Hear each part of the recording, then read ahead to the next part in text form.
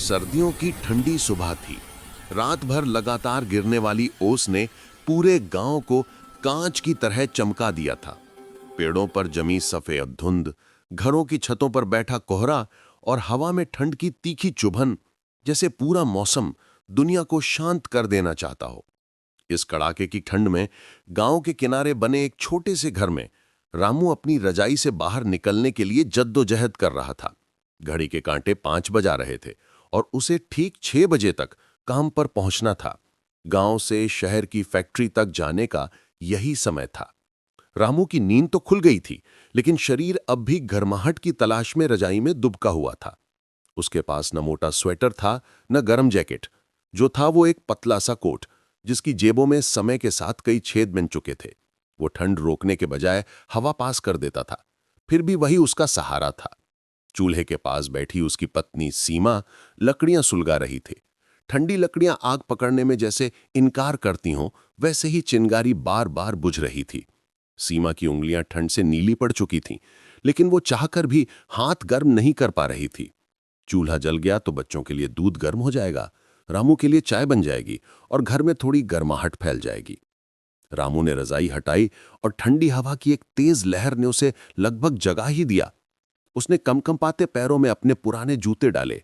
जूतों की निचली सोल बहुत पहले घिस चुकी थी, लेकिन वो आर्थिक हालत जानता था, इसलिए नई चीजों की चाहत रखने की हिम्मत भी नहीं कर पाता था। सीमा ने पीछे मुड़कर देखा और बोली, जल्दी उठ रे, इतनी ठंड है, कम से कम हाथ मुंह धोने में तो गर्म पानी इस्तेमाल कर लेना। रामू हंसा। गर्म पानी मिलेगा कहां से, लकड़ियां ही मुश्किल से जल रही हैं। फिर भी सीमा ने एक छोटे से भगोने में थोड़ा पानी गर्म किया और बोली, तुम काम पर जाते हो, ठंड लग गई तो बुखार चढ़ जाएगा, कौन कमाई करेगा फिर। सीमा की आवाज में चिंता भरी थी, वो चिंता जो हर उस औरत के दिल में होती है जिसका पति रोज अपने परिवार का पेट भरने के लिए कठिनाइयों से लड़ता है। रामू ने चाय का घूंट लिया और उसके शरीर में थोड़ी गर्माहट दौड़ गई। उसने बच्चों की तरफ देखा। 2 बच्चे, रवि और सोना, दोनों ही रजाई में लिपटे सो रहे थे। उनका चेहरा इतना शांत लग रहा था जैसे ठंड का असर भी उन तक न पहुंचा हो। लेकिन रामू जानता था कि ये रजाई उनकी ढाल है। दिन ढलते ही घर में फिर से ठंड घुस आएगी।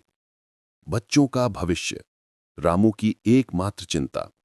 रामू अक्सर सोचता था, क्या मेरे बच्चे भी मेरी तरह ठंड से लड़ेंगे? क्या इनका भी यही संघर्ष होगा? क्या ये भी बड़े होकर सिर्फ रोटी के लिए काम करेंगे? वो चाहता था कि उसका बेटा पढ़ लिखकर अच्छा इंसान बने, कोई अच्छी नौकरी करे। बेटी सोना को भी वो पढ़ाना चाहता था, क्योंकि उसके मन में ये विश्वास था, लड़की हो या लड़का, पढ़ाई किसी का भी भविष्य बदल सकती है। लेकिन गरीबी गरीबी इंसान के सपनों को भी जकड़ लेती है। फिर भी रामू हारने वालों में से नहीं था। अपने बच्चों के नाम वो उजाला लिखना चाहता था। काम पर जाने की ठंडी यात्रा। चाय खत्म करते ही उसने अपना झोला उठाया और सीमा ने दरवाजे पर खड़े होकर उसका मफलर ठीक किया। हवा बहुत तेज है, मुंह ढककर रखना, सीमा बोली। रामू मुस्कुराया, तुम्हारी फिक्र ही मेरा असली गर्म कपड़ा है। वो बाहर निकला और ठंडी हवा ने उसे फिर से अपनी तीखी पहचान कराई। रास्ता धुंध से भरा था, पेड़ अधूरे दिखाई देते थे। पैर जमीन पर पड़ते तो जैसे बर्फ पर चल रहा हो।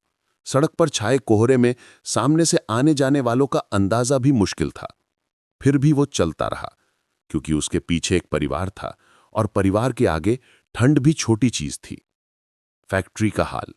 फैक्ट्री पहुंचते पहुंचते उसके हाथ सुन्न हो चुके थे। वहां पहुंचकर उसने देखा कि बाकी मजदूर भी आग जलाकर खुद को गर्म कर रहे थे। कोई हाथ मल रहा था, कोई पैर थपथपा रहा था। आज ठंड बहुत है, सुरेश ने रामू को देखते हुए कहा। हाँ भाई, लेकिन काम तो करना ही है, रामू जवाब देता हुआ मशीन की तरफ बढ़ा। उसकी जिम्मेदारी थी मशीनें चालू रखना, सामान की बोरियां उठाना और उनका हिसाब रखना।